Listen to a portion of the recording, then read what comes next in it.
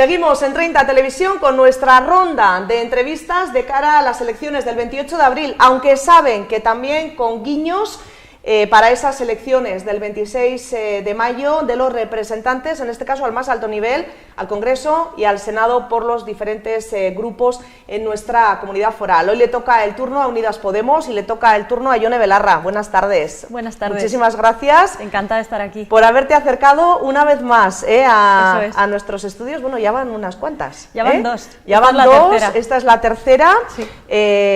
A tope por Madrid, eso sí. Te vemos siempre peleando y luchando en las altas esferas, decíamos, ¿no? De la política, cuando menos a nivel nacional, y entiendo que una experiencia bonita también, ¿no?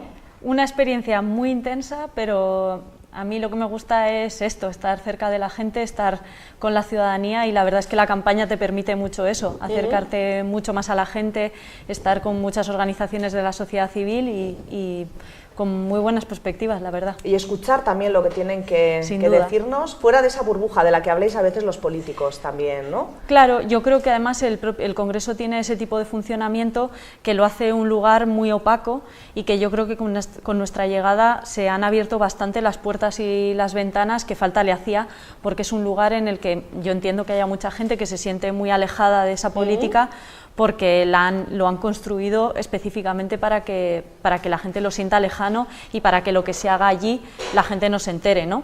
Me acuerdo precisamente, por ejemplo, de la reforma del artículo 135 de la Constitución, que la hicieron en verano y de tapadillo, precisamente porque son cosas que afectan mucho a la vida de la gente, pero si nadie se entera, pues mejor. Bueno, pues vamos a intentar abrir un poquito más ese Congreso, conociendo a los candidatos. En este caso, como decimos, hoy le toca el turno a Unidas Podemos.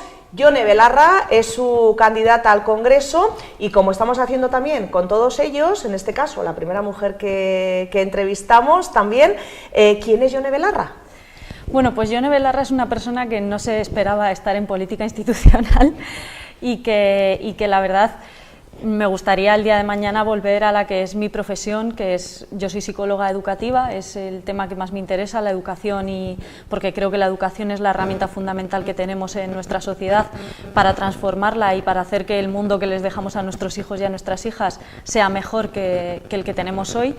Y básicamente a lo que yo me dedicaba es eso, era investigadora en la universidad, psicóloga educativa y durante mucho tiempo activista por los derechos humanos, principalmente de los derechos de las personas migrantes, que, como sabemos por lo que vemos en los medios de comunicación tantos días, pues son las personas que más están sufriendo las consecuencias tanto de las políticas económicas como las políticas migratorias, viendo cómo mueren miles de personas en nuestras fronteras cada año, ¿no? De ahí damos el paso a la política. Recuerdo que también en la primera entrevista, no sé si fue grabándolo o antes de grabar, pero comentabas lo mismo, ¿no? Que te gusta mucho tu trabajo, pero que veías un poco esa necesidad de dar el paso a la política. ¿Cómo surge este...? Efectivamente, yo pienso que Podemos, en el momento en el que surge, es la mejor herramienta que tenemos para cambiar las cosas a nivel institucional, y la verdad es que estos años en el Congreso creo que me han dado bastante la razón.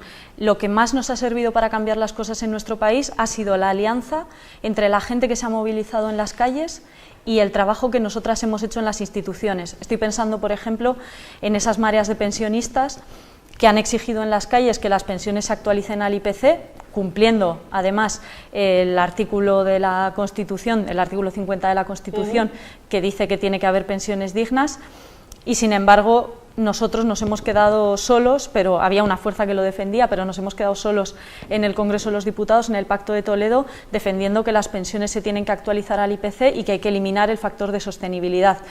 Pues creo que esa alianza y que finalmente sí se actualizarán las pensiones al IPC, aunque no sea por ley, que es lo que nosotras estamos exigiendo, fue posible por esa movilización en las calles y por el trabajo que hicimos en las instituciones, ¿no? Así que esa alianza sigue siendo necesaria, y creo que honestamente Unidas Podemos es la herramienta que mejor puede representar ese país con ansias de cambio, ese país con ganas de futuro que está viniendo, ¿no? Aunque a veces no salgan todas las televisiones. Bueno, pues vamos a hablar de pensiones también. Perfecto. Porque es un punto que nos parece importantísimo, un montón de personas mayores que han creado este país y que ahora, bueno, pues tienen que estar, como decimos, ¿no?, manifestándose y un poco pensando si les llega, si no les llega, ayudando a hijos, en fin, un tema que después también vamos a abordar, Yone. Hablamos de quién es Yone Belarra, hablamos de qué es Unidas Podemos, iba a decir el antiguo Podemos, pero en vuestro caso hablar de antiguo parece un poco, ¿no? Bueno, de Podemos a Unidas Podemos, ¿qué es Unidas Podemos? Bueno, en este caso revalidamos una alianza con la que ya nos presentamos a las elecciones generales de 2016, que es la alianza entre Podemos, Izquierda Unida y todas las fuerzas hermanas que nos acompañan, desde las confluencias catalanas hasta las confluencias gallegas. ¿Qué pensamos nosotras? Que para cambiar las cosas y hacerle frente a los que mandan en este país sin presentarse a las elecciones, los dueños de las constructoras, los dueños de las eléctricas, los dueños de los bancos, para cambiar eso necesitábamos ser más y necesitamos ser muchas, y por eso nos presentamos a estas elecciones reclamando y pidiendo más apoyo, porque no se cambian las cosas solo desde el Congreso, sino principalmente desde el Gobierno y con el BOE en la mano.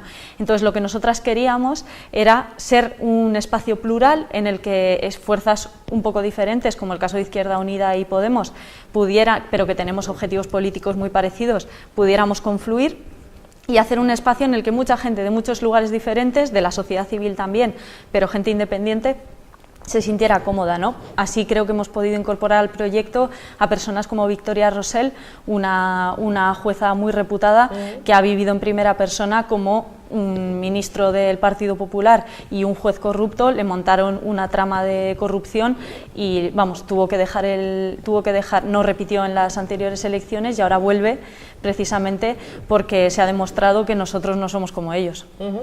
Bueno, pues esto en cuanto al partido, en cuanto a la candidata, por cierto, con nombre de masculino a femenino, lenguaje inclusivo, presente siempre en vuestra formación. De Unidos Podemos a Unidas Podemos. Eso sí, principalmente porque pensamos que estamos en un tiempo de mujeres. Creo que ya a nadie se le escapa, después de las movilizaciones del 8 de marzo del año pasado, del 2018, y las movilizaciones del 8 de marzo del 2019, cuando a las mujeres en este país nos dijeron que las huelgas solo las montan los sindicatos y sin embargo las mujeres dieron una lección de dignidad increíble, que además ha sido referente a nivel internacional, diciendo que las mujeres somos las que cuidamos, que las mujeres somos las que cobramos menos aunque tenemos los mismos trabajos, que las mujeres tenemos que estar libres de violencias machistas. Hemos visto ahora, estos mismos días, más casos de agresiones sexuales gravísimos en nuestro país, sentencias que tenemos en Navarra como la de La Manada, que yo creo que es ignominioso para todas las mujeres aquí. Pues todo eso hay que cambiarlo y para eso las mujeres tenemos que estar no detrás, sino que tenemos que estar delante, al lado de nuestros compañeros, también haciendo política, porque precisamente yo he sido una de las portavoces, creo, junto con Irene Montero, más jóvenes del Congreso, y sí que al principio notabas que era un lugar en el que no estábamos llamadas a estar.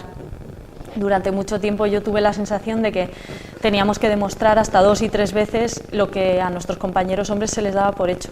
Por ser mujer y quizás también por ser joven, ¿no? Efectivamente. Yo creo que las mujeres jóvenes no estábamos llamadas a estar ahí y creo que con nuestra llegada se ha normalizado mucho más que haya mujeres jóvenes que están también en puestos de responsabilidad. El caso de Irene, que hizo la moción de censura, la primera vez que una mujer defiende una moción de censura en España, pues es el momento de las mujeres. Desde luego, yo creo que todas las mujeres estamos de acuerdo, ¿no?, en que es el momento de las mujeres y que tenemos que luchar todas juntas por ello, pero sí que es cierto que a mí a veces me llama la atención, Yone, que tú eres mujer, eres la candidata al Congreso por Navarra, sin embargo, en Unidas Podemos tenéis un líder que es Pablo Iglesias, yo creo que indiscutible, es decir, se os acusa, entre comillas, un poco el comentario que ha habido durante esta baja paternal de Pablo Iglesias, se os acusaba de que era el líder, un líder masculino, y como que el partido no tenía un rumbo muy fijo si él no estaba, ¿no? A pesar de, como bien dices, de la labor que estaba haciendo Irene Montero, de la labor que estabas haciendo también tú y otras mujeres y otros hombres también del partido. Sí. Bueno, yo no estoy de acuerdo con eso. Además, yo creo que el permiso por paternidad que se tomó Pablo Iglesias es un hito histórico en nuestro país que una persona con ese nivel de responsabilidad, que es el candidato a la presidencia del Gobierno de la tercera fuerza del país, se presente, o sea, a pocos meses de presentarse a unas elecciones, se vaya de baja paternal porque se toma en serio la igualdad y se responsabiliza al 50% del cuidado de sus hijos con su compañera. Yo creo que eso es muy importante, porque ahora a cualquier hombre, tenga la responsabilidad que tenga en nuestro país, porque si alguien con esa responsabilidad tan importante ha cuidado de sus hijos, todo el mundo tiene que poder cuidar de sus hijos. Yo creo que él ha dado un ejemplo que es muy importante para tantos hombres que no solo están repartiéndose el cuidado de sus hijos, sino que además están reivindicando el derecho a cuidar también, que yo creo que es muy importante. Hay muchos padres que están diciendo, es que yo también quiero cuidar y quiero que esté repartido al 50% los permisos de paternidad y maternidad. De hecho, hemos peleado mucho en el Congreso para que los permisos sean iguales e intransferibles, porque cuando no son iguales e intransferibles lo que estamos viendo es que las que más cuidan, las que se cogen la baja y gastan más semanas, entre comillas, o invierten más semanas en cuidar de sus hijos, son las mujeres. Entonces yo creo que esa responsabilidad compartida es muy importante. Creo que es algo que a corto plazo pues a lo mejor no se ve el efecto, pero que a medio plazo, el día de mañana, es probable que digan, mira, ese primer paso de alguien con esa responsabilidad dio un paso adelante, los que vengan detrás van a tener que dar explicaciones si no lo hacen, y yo creo que eso es fundamental. Dicho esto, yo creo que además en Podemos tenemos una diversidad de liderazgos bastante importante. Creo que el liderazgo de Irene Montero es imbatible, es la política mujer más completa de nuestro país, en mi opinión, tanto por su juventud como por su capacidad política y sobre todo por su capacidad de emocionar. O sea, yo creo que Irene siente mucho las cosas y las transmite mucho. Yo creo que eso es poco usual en un político, ¿no? Que a veces la capacidad de comunicación no es una herramienta que se maneje demasiado, ¿no? A esos niveles. Y que yo siento a muchos políticos como muy encorsetados, que les cuesta ser ellos mismos o, bueno, no sé, mucha gente lo ha dicho, ¿no? Que Pedro Sánchez es un poco como de cartón piedra y no se ve qué hay detrás de la fachada. Bueno, pues yo creo que ahí en eso nosotras somos diferentes y está bien. A veces lloramos, a veces cometemos errores, pero somos personas normales y eso es, yo creo, importante en política, porque a lo mejor cometes errores, pero nunca te equivocas de qué lado estás, que para mí es lo fundamental. Hombre, humanizar tampoco es malo, ¿no? Yo creo que no. A ningún nivel. Si luego detrás hay una persona con valía, yo creo que no es malo. Hablamos de la casa. Irene Montero, Pablo Iglesias, dos nombres desde luego con mayúsculas dentro de Podemos, que por cierto también se ha criticado mucho el que Iglesias pusiera a Irene, ¿no? Su pareja, y un poco es lo que dicen las malas lenguas, de segunda, a lo mejor también por todo esto que nos estás comentando en cuanto al papel que debe tener la mujer en política, ¿no? Y se ha criticado también, no la casa en sí, sino el hecho de que un partido que venía a cambiar muchas cosas y que bueno, pues venía digamos con esa intención de humanizar y de acercarse a la gente, haya cambiado, ¿no? En un giro de 180 grados, por ejemplo, un barrio por otro, una casa por otra. Se habla de que no se está dando ejemplo, ¿no? con esta situación, que estaréis, bueno, entiendo que aburridos de escuchar, bueno, y de argumentar también, ¿no, Ione? No, más que aburridos, yo creo que las personas que señalan a Irene en ese sentido revelan actitudes muy machistas, porque creo que Irene Montero ha demostrado que es la primera mujer por debajo de 30 años que ha no solo liderado el tercer grupo político del país en el Congreso, sino que además lideró una moción de censura contra Mariano Rajoy en un momento en el que el Partido Popular supuraba corrupción por cada poro de su partido, y creo que ha demostrado con creces que es una de las mujeres más completas y además que tiene una enorme valía personal y política, ¿no? Creo que señalarla como compañera es signo inequívoco de que hay mucho que cambiar todavía en este país y muchas actitudes machistas que modificar. Respecto a la segunda pregunta que hacías, respecto a la casa, yo creo que hay dos elementos que poner encima de la mesa con eso. El primero, que no sabemos dónde vive ninguno de los otros líderes de ninguno de los otros partidos. No sabemos dónde vive Pedro Sánchez, no sabemos dónde vive Pablo Casado, no sabemos dónde vive Albert Rivera, aunque también se supo algo de su casa, pero finalmente no se sabe nada. Se han se han difundido detalles sobre el lugar de residencia del líder de la tercera fuerza del país con total impunidad. A mí eso me parece mal, me parece que es aparte que pone en riesgo la seguridad tanto no solo de Pablo Iglesias sino de su familia, que es una cosa que me preocupa.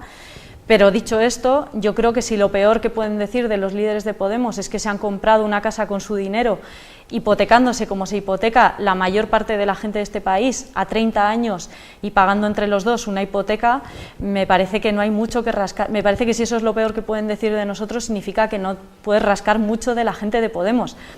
Porque de otra gente sabemos, pues desde que han cobrado sobresueldos en B, como sabemos por los papeles de Bárcenas, que tuvimos un presidente del gobierno que salía en esos papeles de Bárcenas, que declaró como testigo en el caso de la Gürtel y que sin embargo siguió ahí hasta que el Partido Socialista finalmente se decidió a presentar la moción de censura, y tenemos un Partido Socialista que tiene presidentes y expresidentes en consejos de administración, políticos y expolíticos en consejos de administración de las grandes eléctricas, las puertas giratorias no son otra cosa más que corrupción institucionalizada, y lo que vemos es que eso no abre portadas o se ha mentido en este país de manera alarmante, por ejemplo, con el rescate bancario, diciendo que todo lo que le prestamos a los bancos nos lo iban a devolver. Bueno, y no más le iba a las a costar... cajas que a los bancos, que hay también... No, es que hay mucho, fíjate que hay mucho, este comentario me lo hacen mucho y no es cierto, porque todo el sistema bancario español se benefició del rescate bancario,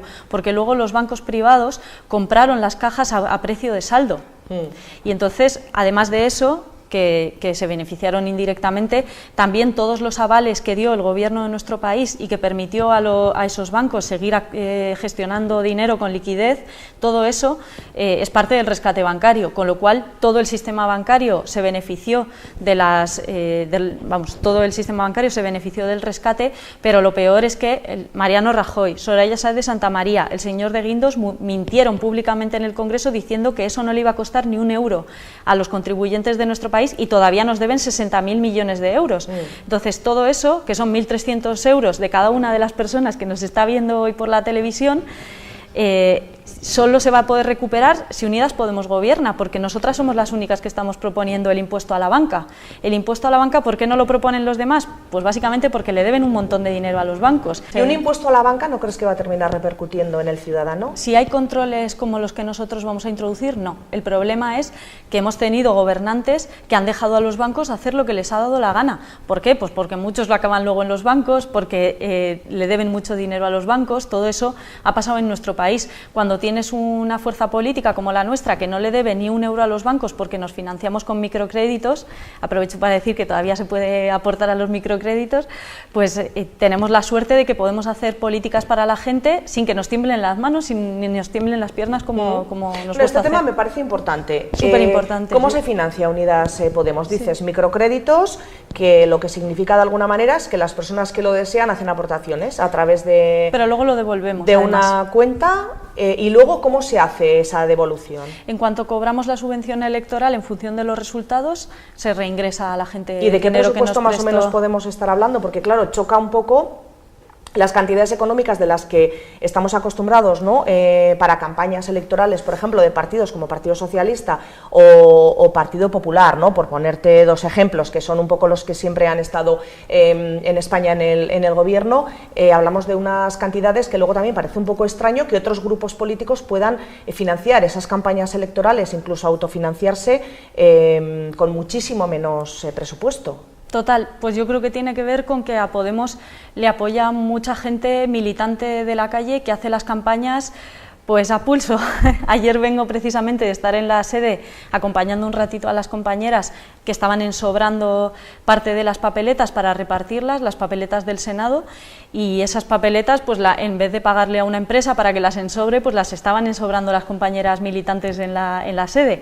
Con lo cual es verdad que no tenemos tanto dinero, es verdad que no hacemos unas campañas, quizás es verdad, no ponemos banderolas en las farolas, no hacemos la parte más cara o no hacemos un mailing masivo que le llega a cada persona envuelta en plástico, como el caso de Ciudadanos, no hacemos eso. Pero creo que hemos llegado a ser la tercera fuerza del país y a tener 5 millones de votos porque tenemos la fuerza de la gente, de una gente que está cansada de que les roben, que está cansada de que la política se la haga a otra gente que no gobierna para ellos, y ahora por fin podemos tener el próximo 28 de abril un gobierno que esté trabajando para la gente y a la que no le tiemblen las piernas cuando se siente delante de una eléctrica o se siente delante de un banco, ¿no?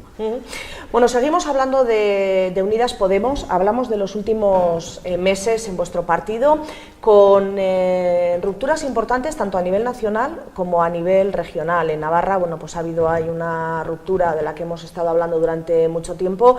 A nivel nacional también, por ejemplo, el abandono del barco de Rejón, de Íñigo Errejón, uno de las caras, ¿no?, de los rostros que hemos conocido desde el principio dentro de lo que era en sus inicios Unidos Podemos, ahora Unidas Podemos, trasladándose como una especie un poco de mal rollito. Yo no sé si esto ha invitado a la autocrítica dentro de Podemos, si se ha hecho verdaderamente una reflexión en torno a por qué ha ocurrido todo esto o qué se puede hacer para que esto no vuelva a ocurrir, ¿no? Sí, pues es que no puedo estar más de acuerdo contigo. Yo creo que, como bien dijo Pablo Iglesias en el Reina Sofía, en muchas ocasiones hemos dado vergüenza ajena y a mí me apena reconocerlo.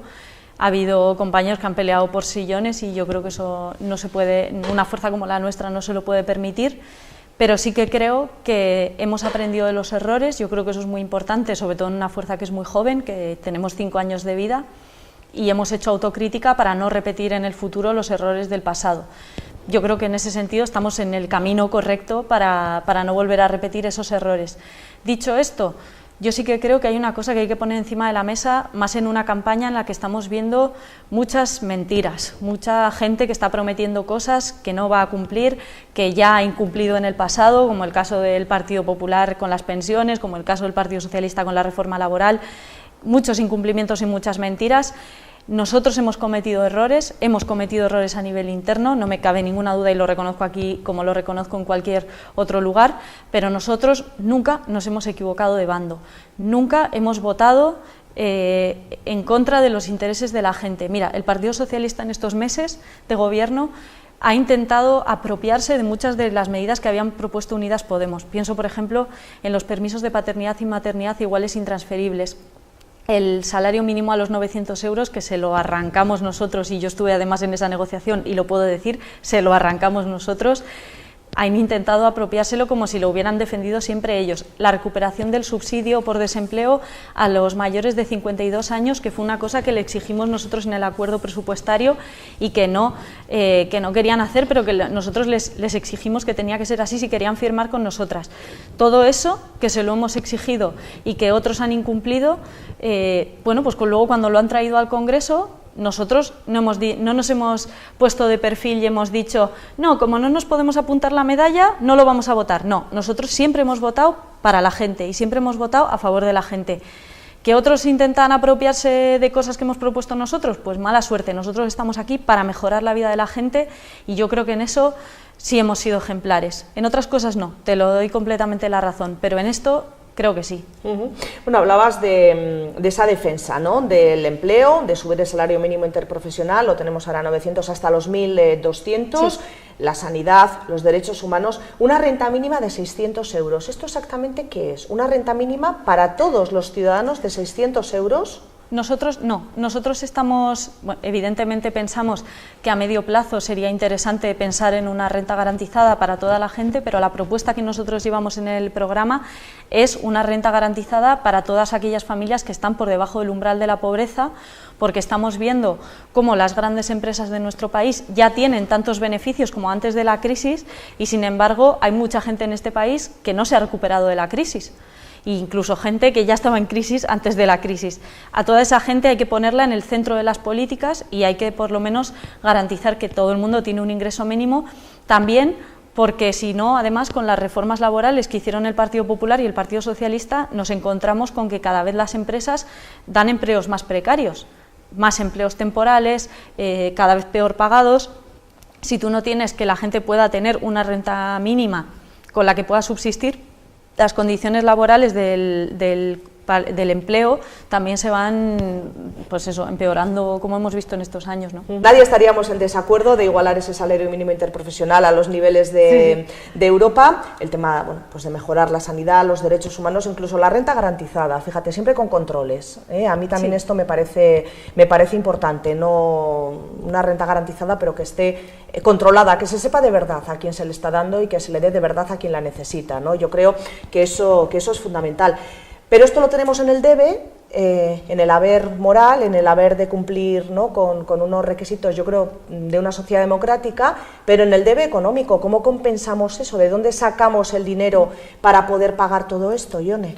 Pues me parece muy importante esta pregunta, es la pregunta clave de las próximas elecciones y nos consta además que el motivo por el que el acuerdo presupuestario que firmamos con el Gobierno del Partido Socialista molestó a tanta gente que manda mucho en este país y no aparece en los medios de comunicación, esas grandes constructoras, esos grandes dueños de las eléctricas, tenía que ver principalmente con este tema, y es con los impuestos. Y lo que hay que explicarle a la gente muy bien es que en este país quien está pagando impuestos es la clase trabajadora y la clase media. Nosotros pagamos muchísimos impuestos. ¿Cuál es el problema de España? Principalmente que las grandes sociedades, sobre todo las empresas del IBEX 35, no pagan los impuestos que tienen que pagar. Voy a poner un ejemplo muy concreto. Los 6 mayores bancos de nuestro país, desde que empezó la crisis hasta ahora, han pagado en impuesto de sociedades 0 euros. Aunque los tipos nominales del impuesto de sociedades estén en torno al 30%, luego con las deducciones que se les permiten hacer, les permite quien ha gobernado para ellos, están pagando las grandes sociedades, las grandes empresas de nuestro país, tipos efectivos de entre el 7 y el 8%, cuando la gente en el IRPF paga el 15%. ¿Y eso por qué es? Pues básicamente porque se ha gobernado para las grandes empresas. ¿Nosotros qué proponemos? Revertir esa situación, que el impuesto de sociedades tenga tipos efectivos del 15% y ahí se recuperan 20.000 millones de euros, que se dice pronto, 20.000 millones de euros, y luego hay 2 elementos fundamentales que tienen que ver con el impuesto a las grandes fortunas, que es fundamental ponerlo, el impuesto a la banca para recuperar el rescate bancario, y una cosa que yo creo que además se entiende muy bien, que es que las transacciones financieras tienen que tener también una tasa. Y además de todo esto, que ya es mucho dinero porque estamos 8 puntos por debajo de lo que se recauda en otros países de la Unión Europea, hay 2 elementos fundamentales: el fraude fiscal y la corrupción. Según la Comisión Nacional del Mercado y la Competencia, se van 48.000 millones de euros al año en España en contratación pública. Esas constructoras siguen contratando hoy, siguen recibiendo hoy contratos públicos porque nadie les frena. Creo que cambiar eso y acabar con la corrupción institucionalizada y la corrupción que ha habido durante el Gobierno del Partido Popular permitiría recuperar mucho dinero. Solo en corrupción por contratación pública. El fraude fiscal se lleva 90.000 millones de euros al año, solo con recuperar una pequeña parte de eso, y eso se hace de una manera muy sencilla. ¿Cómo está ahora mismo la Hacienda, en la agencia tributaria, repartidos los recursos? Que el 90% de los funcionarios persiguen el 10% del fraude, que es el de las clases medias y clases trabajadoras. Hagámoslo al revés y pongamos al 90% de los funcionarios a perseguir el 90% del fraude que está en las grandes fortunas. Y yo creo que de ahí no solo vamos a poder pagar la renta garantizada, sino una sanidad de calidad, sino una educación de calidad, un sistema público a la dependencia, que tú lo sabrás bien, se han estado concediendo ayudas en este país por ayuda a la dependencia que no se han pagado nunca, y se han estado muriendo 100 personas al día en nuestro país que tenían la ayuda concedida y que no llegaron a cobrarla nunca. Eso es un escándalo en un país democrático. Y se puede pagar, lo que pasa es que quienes tenían que recaudar el dinero para pagar eso y para garantizar el cumplimiento de la Constitución, quiero recordar, porque ahora todo el mundo se tira la Constitución a la cabeza, pero cuando había que cumplirla, pues no la cumplían. Entonces, hemos tenido gobernantes que no estaban dispuestos a llamar a la puerta de los bancos y a decir, oye, que la gente se está apretando el cinturón y tú también te tienes que apretar el cinturón. Hablamos de esos impuestos pues a grandes empresas. Hay mucha gente también, incluso economistas, ¿no? Algunos están a favor, otros están en contra, que dicen que esos impuestos a las grandes empresas y esta subida del salario mínimo interprofesional, además incluso pues dicen que ya se está notando, puede traer desempleo. Bueno, yo creo que los datos les llevan la contraria. Lo más que genera la subida del salario mínimo interprofesional es una mayor recaudación, que es lo que sí se está notando de los ingresos de la Seguridad Social, es decir, más dinero para las pensiones, más dinero para que tengamos servicios públicos de calidad. Yo creo que eso es lo fundamental. Y subir el salario mínimo tiene que ver con parecernos más a Europa. Ahora mismo tenemos uno de los salarios mínimos más bajos de toda Europa, tenemos que parecernos a Europa y hay otros sitios donde eso no ha traído desempleo, con lo cual no tiene por qué traer desempleo en España, eso no va a ocurrir. ¿Quién dice eso? A los que les ha salido muy barato contratar en España, a los que han ganado muchos beneficios mientras les pagaban una miseria a los trabajadores. Eso, junto con la temporalidad, que es una de las medidas clave del programa, que sí que quería aprovechar para explicar, vamos a acabar con la temporalidad haciendo que el contrato tipo sea el contrato fijo, que tú con normalidad contrates de manera fija a la gente y que si quieres contratar un trabajador o trabajadora temporal lo tengas que explicar muy bien, porque la mayoría de los contratos ahora están en fraude de ley. ¿Qué significa eso? Que cogen un trabajador, le hacen un contrato temporal, lo echan. Cogen otro trabajador, le hacen un contrato temporal, lo echan, de manera que se concatenan contratos temporales para no hacer fijo a un trabajador.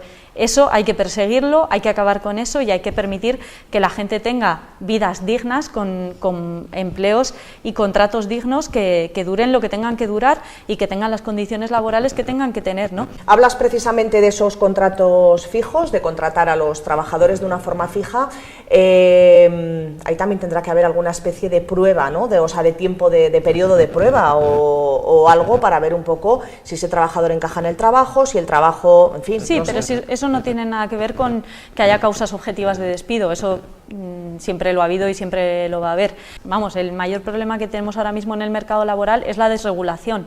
Es lo que hemos visto, por ejemplo, con los falsos autónomos, y lo que está pasando es que esas empresas están abusando. Eso es lo más común, y lo más común además entre la gente más joven. Luego, si tú, un trabajador, tienes causas objetivas de despido, pues lo podrás despedir como siempre, pero le tendrás que pagar lo que hay que pagar y tendrás que contratar a la gente en condiciones dignas. Eso es lo que estamos diciendo. ¿Por qué? Porque lo único que han traído las reformas laborales del Partido Popular y del Partido Socialista es más temporalidad. Ahora está subiendo un poco el empleo, pero el problema es que donde antes había un empleo fijo, ahora hay 2 empleos basura. Y eso, por ejemplo, para la juventud es tremendo, porque estamos viendo que la gente no se puede emancipar, que los alquileres son cada vez más caros y la gente gana 900 euros y tiene que pagar de alquiler 800 euros, o sea, es que luego dicen que la gente no tiene hijos en España. ¿Cómo va a tener la gente hijos en nuestro país si lo que estamos viendo es que no se pueden mantener? Si no tienes un sueldo ni fijo, no ya ni fijo, si no tienes un sueldo digno, no te puedes ni plantear tener hijos. El otro día me reuní con Save the Children y el dato que me daban era que tener un hijo o una hija entre los 0 y los 3 años cuesta 500 euros al mes. O sea, eso cuesta la crianza en nuestro país. Entonces, entre los pañales, la leche, la alimentación, todo el mundo quiere lo mejor para sus hijos. Como con un empleo parece un poco temporal, excesivo, ¿no? 500 euros pues al mes. son los datos de Save the Children. Yo lo digo porque me quedé muy impactada, muy impactada, supongo que será No lo recuerdo yo muy bien, que hace ya unos cuantos años, pero no sé, me parece un poco excesivo. Bueno, pero en cualquier caso, es muy caro sí tener que es cierto un hijo. que no tenemos hijos y eso sí que es un problema gravísimo y habrá que analizar también, ¿no? ¿Por qué la juventud, la gente, las parejas no tienen Yo te digo que yo hijos, estoy en edad de tener hijos, me parece, y la gente, mis amigos, amigas, no tienen hijos porque no tienen la estabilidad necesaria para poder tenerlos. Sí, es uno de los problemas, eso está claro, eso está claro. Bueno, seguimos hablando de un tema que además sé que te gusta especialmente, porque te lo he comentado antes de sentarnos y me has dicho, uy, ese tema lo quiero explicar. Esa empresa pública eléctrica que ponéis encima de la mesa para crear, pues para avanzar, ¿no? Son declaraciones tuyas, hacia un horizonte verde donde prime en unos años la energía renovable. Total. Y además yo creo que eso lo explicaba ayer en Tudela precisamente, y eso es muy importante porque es un sector que es una oportunidad de generación de empleos enorme. O sea, el poder abordar el horizonte verde con garantías desde lo público, pilotado desde el gobierno, es un sector que tiene muchas oportunidades de empleo. Nosotros hemos propuesto, por ejemplo, rehabilitación de 500.000 viviendas al año, que eso generaría miles de empleos de mucha gente que se quedó tirada del sector de la construcción, para rehabilitar viviendas, para hacerlas más eficientes a nivel energético, que además le baja la factura de la luz y la factura energética a los que viven en esas viviendas. Pero es que además nos hemos propuesto como objetivo que en 2040 toda la producción de energías renovables en España, o sea, toda la producción de energía en España sea de energías renovables. Eso apostando aquí, por ejemplo, por la energía fotovoltaica, que se quedó tirada mucha gente con el hachazo a las renovables, pero si eso se recupera con garantías y se hace bien, sería un sector en el que, bueno, toda la ribera sería un avance sin precedentes. Claro, y en nuestra comunidad foral, por ejemplo, pues podría ser algo muy importante, sería de hecho algo importante por el tipo de clima también que tenemos, ¿no? Y bueno, y en otras zonas de España también, no vamos a pensar en este caso solo en Navarra. Y sobre todo que me parece muy importante, porque es que lo que están señalando los jóvenes cada viernes es que es totalmente la realidad, es que no tenemos otro planeta, es que tú tienes que plantear el sistema económico con los límites que te da la naturaleza. Si destruimos nuestra naturaleza, ¿qué vamos a comer? ¿Qué aire vamos a respirar? Es que vamos realmente al desastre. No, la transición ecológica es una emergencia y hay que tomársela en serio, y yo creo que si te fías de los intereses de las eléctricas o de las empresas energéticas, de Iberdrola, de Naturgy y de Endesa, pues nunca vas a poder hacerlo bien poniendo a la gente en el centro, pero si tú puedes pilotarlo desde el gobierno, sí que hay muchas oportunidades de generar empleos y además tener un país sostenible, que yo creo que es algo que queremos todas. Hay un tema del que no os he oído hablar mucho, no sé si quizás soy yo, no y lo habéis comentado, pero como con otros candidatos sí que lo hemos puesto encima de la mesa, también me gustaría hacerlo contigo, Yone, y es el tema del autogobierno, fueros, convenio económico, todas esas pues cosas tan específicas que tiene nuestra comunidad foral. ¿Cómo lo veis desde Unidas Podemos? La verdad es que es de lo que más he hablado. Sí, pues yo en este caso me he centrado más en temas de derechos sociales, el tema de la eléctrica me ha llamado la atención, el tema del salario mínimo interprofesional, pero de esto no te había oído muchas declaraciones. Sí, es que he hablado mucho porque hay una cosa que me preocupa muchísimo, y es que UPN, un partido regionalista que se presentó a las anteriores elecciones con el lema de Navarrísimo, ha vendido nuestro autogobierno, la defensa de nuestro autogobierno, por un escaño. Para mantener un único escaño, que es el segundo escaño por Navarra, se ha aliado con Ciudadanos, que es un partido que ayer mismo sacó un spot electoral en el que decía claramente que va a acabar con el cupo vasco y por tanto con el convenio navarro, que es exactamente el mismo sistema.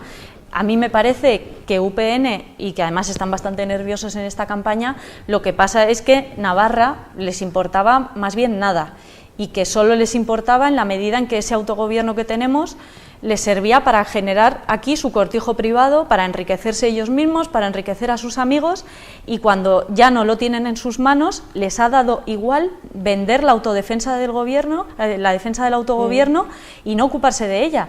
Tanto que es que yo he estado en tertulias y en debates con ellos y no me responden. O sea, yo me gustaría que de verdad respondieran a esta pregunta de qué va a pasar cuando gobierne. Bueno, ellos dicen, Esparza, yo lo escuché hace poco en Andosilla, decía que tienen un convenio, o sea, un acuerdo firmado con Rivera, él y Rivera, en cuanto a esta defensa. ¿Sabes qué pasa? Que Ciudadanos eran los mismos que juraron y perjuraron en la anterior campaña que nunca iban a hacer presidente a Rajoy, que juraron y perjuraron que no iban a investir al PSOE en Andalucía y le han mantenido durante 4 años. Con esa gente es con las que nos jugamos los cuartos.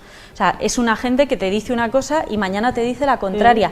Y lo único que Ciudadanos ha defendido a capa y espada desde su creación hasta ahora es acabar con lo que ellos llaman los privilegios de los vascos y de los navarros. Entonces yo digo, no sé si es que a UPN se le ha olvidado que nosotros pagamos solidariamente en el convenio económico de acuerdo con nuestra riqueza, no por nuestra población, cuando a nosotros el Estado nos cobra con respecto a la población que tenemos tenemos aquí. Siendo una comunidad autónoma pequeña, ¿no? Eso es, y cosa que además a mí me parece bien, porque yo creo que el convenio tiene que ser solidario con otros pueblos y que nosotros somos un pueblo solidario que estamos a favor de la igualdad territorial, de que todo pero que también aportamos al Estado, y eso no lo tenemos que olvidar, aportamos mucho y no somos ningunos privilegiados, pagamos nuestra deuda y además contribuimos a pagar la deuda del conjunto del Estado. O sea, solidarios en reparto de dinero creo que somos bastante. Otra cosa, y es que yo creo que es inexplicable que UPN haya renunciado, vamos, que no tenían unos principios muy firmes, si han decidido renunciar a sus principios ahora simplemente por intentar, porque se han puesto nerviosos y han intentado sostener ese segundo escaño con la alianza con Ciudadanos, pero yo creo que es una suma que en Navarra resta, honestamente. Creo que nadie va a entender que hayan decidido renunciar a la defensa del autogobierno y a la que es nuestra principal herramienta de autogobierno a nivel económico, que es el convenio, por sostener ese escaño. Que entiendo que Unidas Podemos sí que defendéis el convenio económico, el autogobierno. Claro, pero yo lo he explicado con mucha claridad, y no se trata solo de defender el autogobierno con 1 o con 2 escaños. Nosotras defendemos el autogobierno, las 71 diputadas y diputados de Unidos Podemos, que yo creo que eso es lo más importante. Tenemos ahora mismo una amenaza recentralizadora por parte del Partido Popular, de Ciudadanos y de Vox, que es realmente acongojante, o sea, que da miedo, porque ellos quieren recentralizar el Estado y estarían muy cómodos revirtiendo todas las competencias de las comunidades.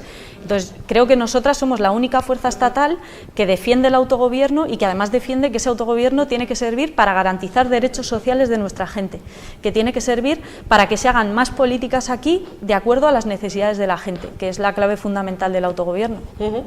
Bueno, por ir concluyendo ya, porque se nos va el tiempo, vamos a hablar de encuestas, porque hemos tenido recientemente se ha publicado recientemente una encuesta de CIES, un sondeo de CIES publicado el domingo. Navarra suma sería, según este sondeo, la primera fuerza con 2 escaños. El Partido Socialista ganaría 1 con respecto a 2016 y se quedaría con 2, y Unidas Podemos perderíais de los 2 que tuvisteis en 2016 1 y os quedaríais con 1 escaño. Así se repartirían esos 5 escaños que Navarra aporta al Congreso. No sé si os creéis la encuesta, si tenéis otras, si no os la creéis. Hay un amplio abanico ahí de indecisos, indecisas. ¿Cómo valoramos esta encuesta, Ione? Sí, bueno, yo lo decía antes, plan chascarrillo, pero es que lo dice el propio CIS. Mirar una encuesta ahora mismo es casi como mirar una bola de cristal, porque fallan más, y lo digo en plan coloquial, pero porque es verdad, que una escopeta de feria. ¿Las de Tezanos os gustan o no a vosotros? Es que en realidad Tezanos le ha hecho un flaco favor al CIS, que era una institución muy respetable, y ahora muy poca gente se cree el CIS desde que se dedican a inflar al Partido Socialista como un globo, ¿no? Yo creo que las encuestas están fallando mucho. Lo vimos en Andalucía, donde le daban 2 a Vox y que sacó un montón de parlamentarios más, y eso tiene que ver con que estamos en un momento de inestabilidad política enorme.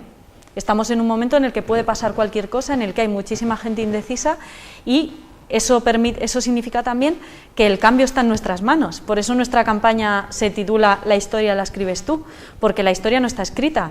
El próximo 28 de abril podemos realmente cambiar las cosas con un gesto muy sencillo, que es votando. Todo es posible, y yo creo en Navarra, y lo he dicho desde el principio y lo creo que podemos ganar las elecciones, porque UPN ha renunciado a la defensa del autogobierno y hay una fuerza estatal que sí defiende el autogobierno, como somos nosotras, pero es que además lo que hemos visto es que la única alternativa a que haya un gobierno de derechas es Unidas Podemos, porque o gobierna el Partido Popular, el Partido Ciudadanos y Vox, o gobierna el Partido Socialista con Ciudadanos, que de facto es un gobierno de derechas también, con lo cual la única manera de que haya un gobierno progresista que respete lo territorial, que apueste por los derechos sociales y que acabe con la corrupción, es que Unidas Podemos sea la primera fuerza y lidere por lo menos el bloque progresista. ¿Y apoyaría al Partido Socialista en el caso de que, como dicen todas las encuestas, en esta ocasión no se equivoquen y fuera el Partido Socialista el que gane? Hablo ahora a nivel nacional. Hablan de 129 escaños, el 28,8% de los votos para el Partido Socialista. para Unidas Podemos el 33 escaños, 13,2% de los votos. La unión de ambos, aquí ya estamos, en fin, con la calculadora echando humo, ¿no? La unión de ambos con algún apoyo nacionalista, en fin, podría configurar esa mayoría absoluta, esa posibilidad de gobierno. Vamos a ponernos ahí en ese futurible. ¿Cómo actuaría Unidas Podemos? ¿Daría el gobierno a la lista más votada, que en este caso dicen que va a ser la de Pedro Sánchez? ¿Qué condiciones pondría? Bueno, nosotras salimos a ganar y precisamente porque el escenario está absolutamente abierto y puede pasar cualquier cosa, creo que es legítimo decir que aspiramos a ganar y aspiramos a representar a la gente trabajadora de este país que cree que se pueden cambiar las cosas. Toda esa gente a la que le dijeron que no se podían actualizar las pensiones al IPC, que no se podía echar a Mariano Rajoy de la Moncloa, y este año entero han visto que todo eso que decían que no se podía, sí se puede hacer. Yo creo que eso... Yo hago un llamamiento a toda esa gente indecisa, porque si tantas veces hemos demostrado que sí se podía cuando decían que no, pues ahora también podemos demostrar que sí se puede votando Unidas Podemos el próximo 28 de abril. Pero dicho esto, yo creo que además una cosa que hemos dicho es completamente cierta. Solo si Unidas Podemos está dentro del gobierno, y mucho mejor si está liderando ese gobierno, van a cambiar algunas cosas. Las cloacas del Estado, el Partido Socialista no las va a limpiar, pero es que la reforma laboral ya llevan varias semanas echando balones fuera, diciendo que no van a derogar completa, ni siquiera, no la suya, sino la del Partido Popular, cuando llevaban un montón de tiempo diciendo que iban a derogar la reforma laboral, y ya se están desdiciendo de eso incluso antes de que sean las elecciones. Pero es que hay otras cosas. Pasa con la monarquía, que hay una desigualdad entre la gente normal que tiene que rendir cuentas ante la justicia, y tenemos al rey emérito que se supone que se llevaba mordidas por el ave a la Meca y que no rinde cuentas. Todo eso el Partido Socialista no lo puede hacer, y yo creo que solo Unidas Podemos en el gobierno puede hacer esas cosas. Que ahí habría las que necesita este abrir país. ese melón de la reforma de la Constitución. Yo creo que hay mucha gente que está de acuerdo en que la Constitución necesita una actualización, porque tiene bastantes años. En otros países de la Unión Europea se ha reformado la Constitución para actualizarla con total normalidad, y en España parece que es un tema tabú. Pero dicho esto, yo creo que lo más importante con la Constitución en este momento es cumplir con los artículos más sociales de la Constitución. No se cumple el derecho a la vivienda, no se cumple la garantía del derecho a las pensiones dignas, cuando la gente se ha deslomado a trabajar y estamos viendo cómo está en entredicho que las pensiones se actualicen al IPC, y nos hemos quedado solos en el Congreso defendiendo en el Pacto de Toledo que las pensiones se tienen que actualizar al IPC por ley y eliminar el factor de sostenibilidad. Nos hemos quedado completamente solos defendiendo eso, así que creo que la urgencia democrática en este momento es que los artículos que de verdad protegen a la gente se cumplan. De hecho, si ves a Pablo Iglesias, que suele ir con la Constitución pequeñita a todos los mítines, es porque si los que se tiran la Constitución a la cabeza la leyeran, a lo mejor se pegaban un susto, porque son ellos mismos los que más la han incumplido. Bueno, hablamos de un tema, cuando menos de nuestra comarca, ya último comentario. Hablamos de esa autopista. Hemos estado hablando de igualdad, de derechos. Hay un tema que, bueno, con todo lo que hemos puesto encima de la mesa, quizás puede ser menor, es esta autopista que tenemos nosotros para comunicarnos con Pamplona aquí en la Ribera, pero sí que es cierto que para todos los vecinos de esta zona media y Ribera de Navarra es un tema importante. Seguimos pagando, Yone. ¿Qué opina Unidos o Unidas Podemos en este caso de este tema? La mitad de la autopista parece que es de Gobierno de Navarra, la otra mitad privatizada. Claro. En fin, ¿ahí qué se puede hacer para que seamos igual de navarros que todos los demás cuando cogemos un coche? Claro, pues es que para nosotros la brecha territorial dentro de Navarra es un tema que es uno de nuestros de los que más estamos hablando en campaña, precisamente porque nos preocupa muchísimo. Lo hemos visto de una manera muy evidente. Este es el modelo de desarrollo, entre comillas, del Partido Popular y de UPN. Privatizar autopistas que eran de todos, en este caso de todos los navarros y las navarras, y que las tenga que pagar la gente. Yo creo que nosotros lo hemos dicho con total claridad: no se puede rescatar autopistas que estaban privatizadas para luego volverlas a privatizar. Eso es lo que pasó con la P15, que se rescató con dinero de todos los navarros y navarras y después se volvió a aumentar la concesión y eso lo hicieron gobiernos de UPN. Yo creo que solo un gobierno de Unidas Podemos podría asegurar la igualdad territorial que requiere Navarra y que actualmente es completamente desigual. A nosotros nos preocupa mucho y creemos que tiene que ser, que sí, que no se puede pagar por vivir en otro lugar. Bueno, pues ya para concluir, como se suele decir, esa es tu cámara y dirígete mucho más directamente de lo que lo has hecho hasta ahora a los espectadores de 30 Televisión y bueno, pues explícales por qué a vuestro juicio tienen que apoyaros este 28 de abril. Bueno, muchas gracias por estar escuchando en esta tarde esta entrevista. Yo lo único que quería deciros es que creo que cuando hemos tenido la oportunidad o de gobernar o de influir en un gobierno, como en estos últimos meses en el gobierno del Partido Socialista, hemos conseguido cosas muy importantes para la gente, hemos conseguido que suba el salario mínimo interprofesional a 900 euros, pero todo eso sería mucho más posible si llegamos al gobierno. Creo que si llegamos al gobierno va a ser posible bajar la factura de la luz, va a ser posible bajar los precios del alquiler, va a ser posible derogar las reformas laborales y que la gente tenga un empleo digno y un empleo estable en Navarra y en nuestro país, y todo eso es más posible si Unidas Podemos es primera fuerza y está en ese gobierno. Por eso yo creo que os pido que miréis los hechos, no miréis solo las palabras, lo que dice la gente, que miréis los hechos, que miréis lo que hemos hecho en estos 3 años y nos deis una oportunidad para demostrar que en la próxima legislatura hay muchas cosas que se pueden hacer, se puede recuperar el rescate bancario, se puede romper con las puertas giratorias, con que haya políticos y expolíticos en consejos de administración de eléctricas que impidan que se baje la factura de la luz. Todo eso se puede cambiar, pero necesitamos un gobierno que tenga las manos libres y que tenga la determinación de gobernar para su gente. Eso es posible, pero eso solo es posible si gobierna Unidas Podemos. Muchas gracias y votad, que es muy importante. Yone Belarra, muchísimas gracias a ti por haberte acercado hasta Peralta y bueno, pues lo que os decimos a todos, que ojalá los navarros el 28 de abril tengamos esa capacidad, ¿no?, de votar lo mejor para esta maravillosa comunidad foral. Muchísima suerte. Yone, muchas gracias. Igualmente, un placer.